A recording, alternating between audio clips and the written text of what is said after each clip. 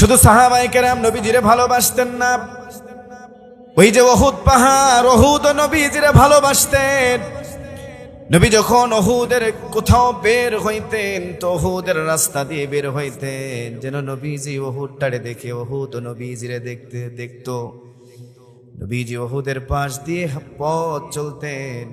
আবার যখন মদিনার জমিনের ভিতরে পা রাখতেন, নবী আমার ওই রাস্তা দিয়ে আসতেন, যে রাস্তা দিয়ে আসলে উহুদ নবীজিরে দেখতে পায়। বিশ্ব নবীজি একদিন অন্য এক রাস্তা দিয়ে মদিনার জমিনে ঢুকতেছেন। জিবরাইল নবীজির কানে কানে এসে ডাক দিয়া বলে, ইয়া রাসূলুল্লাহ, ওগো নবীজি, আপনি রাস্তা দিয়ে মদিনার জমিনের ভিতরে ঢুকেন, অপর দিকে উহুদ আপনারে দেখে না, উহুদ কাঁদতেছে। নবী আবার ব্যাক করলেন, আবার উহুদের পাশ দিয়ে যে রাস্তা, ওই রাস্তা দিয়ে নবীজি আমার বাড়িতে গিয়েছেন। আল্লাহু আকবার। একটা উহুদ নবীজিরে ভালোবাসত। শুধু তাই নয়, একটা গাছও নবীজিরে ভালোবাসতেন। নবীজির এক সাহাবী বলেন, নবী আমার উরুর ভিতরে মাথা দিয়ে ঘুমন্ত, আমি নজর করে দেখি একটা গাছ হেঁটে হেঁটে এসে আমি নবীজি আমার মাথার নবীজির উপরে ছায়া দিতেছে।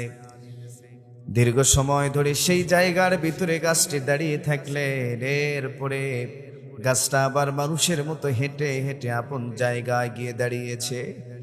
আমি নবীজিরে যে ডাকবো, নবী আমার কোলে ঘুমন্ত অবস্থায়, আমি নবীজিরে ডাকার মতো বেয়াদবি সাহস পাই না। নবীজির যখন ঘুম ভেঙে গেল, আমি নবীজিরে ডাক দিয়া বললাম, ইয়া রাসূলুল্লাহ, ওগো নবীজি, ওই যে ওই গাছ হেঁটে হেঁটে এই জায়গার ভিতরে সে দীর্ঘ সময় ধরে দাঁড়িয়েছিল, আপনি ঘুম থেকে ওঠার আগে আবার গাছটি আপন জায়গায় গিয়ে হেঁটে হেঁটে দাঁড়িয়ে গিয়েছেন।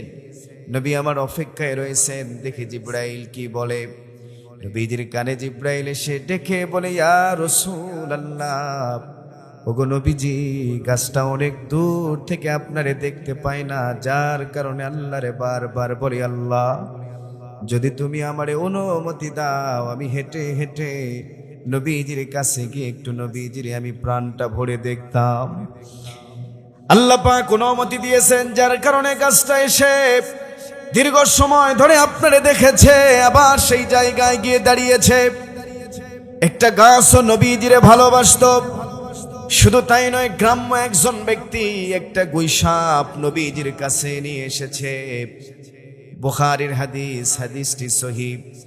নবীজির সামনে গুইসাপ নিয়ে ডাক দিয়া বলে, ইয়া রাসূলুল্লাহ, ওগো নবীজি, আমার এই গুইসাপ যদি আপনারে নবী হিসাবে মেনে নাই, আমি কথা দিলাম আমি ইসলামটারে কবুল করে নিব।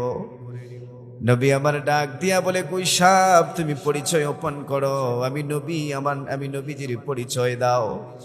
গুইসাপ ডাক দিয়া বলে, ইয়া রাসূলুল্লাহ, ওগো নবীজি, আপনি পৃথিবীর ভিতরে মহামানব সরদার। तमाम পৃথিবীর জমিনে, এই পৃথিবীর জমিনে যত মানুষ রয়েছেন সব মানুষের আপনি নবী। আল্লাহু আকবার। আপনি মুহাম্মাদুর রাসূলুল্লাহ। এমন কি গুইসাপের জবান দিয়ে বেরিয়ে এসেছিল, লা ইলাহা ইল্লাল্লাহু মুহাম্মাদুর রাসূলুল্লাহ। গ্রাম্য ব্যক্তি সাথে সাথে ইসলামটারে কবুল করে নিয়েছে। একটা পাহাড় নবীজিরে ভালোবাসতো, একটা গাছ নবীজিরে ভালোবাসতো, একটা গৈসাপ নবীজিরে পছন্দ করতো, নবীজিরে ভালোবাসতো। আল্লাহু আকবার। এমনকি নবীজির একটা ওট ছিল, ওটটির নাম হলো কাসওয়া। নবীজির ইন্তেকালের পর কাসওয়া নবীজির বিরহ ব্যথা সহ্য করতে পারে না। কাসওয়া তো পাগলের মতো অস্থির হয়ে গেল। কাসওয়া পাগল হয়ে যায়। এক পর্যায়ে কাসওয়া নবীজির বিরহ ব্যথা বরদাস্ত করতে না পেরে কাসওয়া নিজে কূপের ভিতরে পড়ে নিজের জীবনটারে দিয়ে দেয়। একটা উট নবীজিরে ভালোবাসে। শুধু উট নয়, শুধু গাছ নয়, तमाम পৃথিবীর মালিক আমার আল্লাহ নবীজিরে ভালোবাসেন। বিশ্ব নবীজি একদিন ওয়াজ করতেছেন। নবীজির কণ্ঠ কত সুন্দর, নবীজির তাফসীর কত সুন্দর। নবীজির তেলাওয়াত কত সুন্দর, নবীজির থেকে বড় মুফাসসির আল্লাহর জমিনের ভিতরে আর কেউ কি কখনো হবে, কোনদিন হবে? বলেন নবীজির থেকে বড় মুফাসসির কি রয়েছে? না রে মুসলমান, নবীজির থেকে বড় মুফতি, বড় মুহাদ্দিস, বড় মুফাসসির পৃথিবীর জমিনে আর কেউ নাই, কোনোদিন হবেও না। নবী আবার তাফসীর করতেছেন, নবীজির কণ্ঠ কত সুন্দর, নবীজির কথা কত সুন্দর। এই তো কয়েকদিন আগে বাংলার জমিনে মিজানুর রহমান আজহারি বক্তব্য দিয়েছে। তার মাহফিলে মিডিয়ারা লিখতেছে, কেউ বলে 15 লক্ষ মানুষ, কোন মিডিয়াতে পাওয়া যায় 20 লক্ষ মানুষ, ঠিক কিনা? অথচ সাধারণ একজন ব্যক্তি, সে নিজেও জানে না সে জাহান্নামী না জান্নাতি, এটাও তার জানা নাই। কিন্তু তার প্রতি মানুষের যদি এত আকর্ষণ থেকে থাকে, যদি তার তাফসীরের প্রতি মানুষের এত আকর্ষণ হয়ে থাকে, তাহলে নবীজি তাফসীর করতেছেন, নবীজির কণ্ঠ কত সুন্দর, নবীজির বয়ান কত সুন্দর, নবীজির ঠোঁট ছিল গোলাপের পাপড়ির থেকেও সুন্দর। নবী আমার সেই ঠোঁট দিয়ে জিহ্বা নেড়ে নেড়ে নবী আমার তাফসীর করেন। নবীজির কথাগুলি কাফের বেঈমান চাতক পাখির মতো চেয়ে শ্রবণ করতেছে। মানুষগুলির দিলের ভিতরে এমন ভাবে প্রভাব পড়তেছে, নবীজির সামনে যারা বসা ছিল তারা প্রত্যেকেই ছিল কাফের, কিছু ছিল মুসলমান। পাশে আবু জাহেল দাঁড়ানো। আবু জাহেল মনে মনে ভাবলেন, এই মুহূর্তে যদি মুহাম্মদের এই আলোচনায় বক্তব্য বন্ধ করে দেওয়া না হয়, সবগুলি মানুষ মনে হয় ইসলাম কবুল করে নিবে। আবু জাহেল দাঁড়িয়ে বলে, মুহাম্মদের কথা তোমরা কেউ বিশ্বাস করবা না, মুহাম্মদ মিথ্যুক নবীর দাবিদার, মুহাম্মদ প্রতারক, নাউজুবিল্লাহ। মানুষগুলির খেয়ালের ভিতরে আঘাত পড়ে গেল। সমস্ত মানুষগুলি যখন উঠে উঠে চলে যায়, নবীজির চোখ থেকে পানিগুলো পড়তেছে।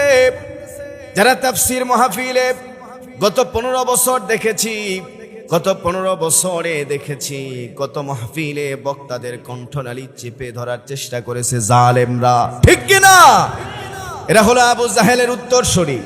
যেমনি ভাবে আবু জাহেল নবীজির কণ্ঠ, নবীজির তাফসীর বন্ধ করে দিয়েছিল, নবীজির তাফসীর যারা বন্ধ করেছিল আবু জাহেলের উত্তরসূরি বাংলাদেশে গত 15 বছরে আমরা দেখেছি। কথা ঠিক কিনা বলেন?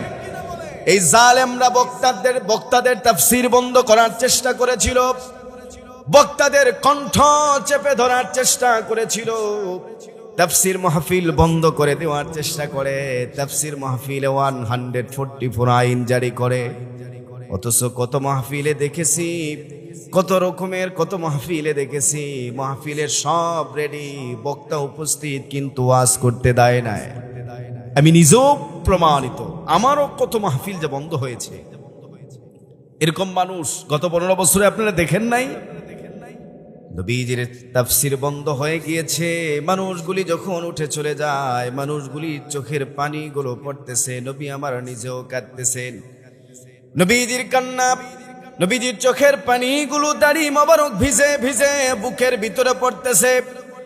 নবীজির কান্না আমার আল্লাহ পাক বরদাস্ত করতে পারে না।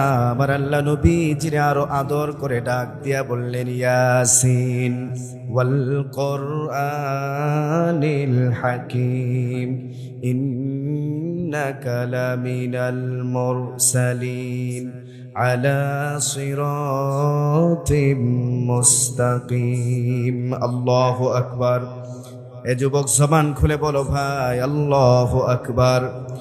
হয় না? আরো জোরে বলেন আল্লাহু আকবার। নবীজি চোখের পানিগুলো ছেড়ে কান্দেন। আমার আল্লাহ নবীজির আদর করে ডাক দিয়ে বললেন, ওগো রাসূল, ইয়াসিন, এগুলোকে হরফুল মুকাত্তাআত বলা হয়।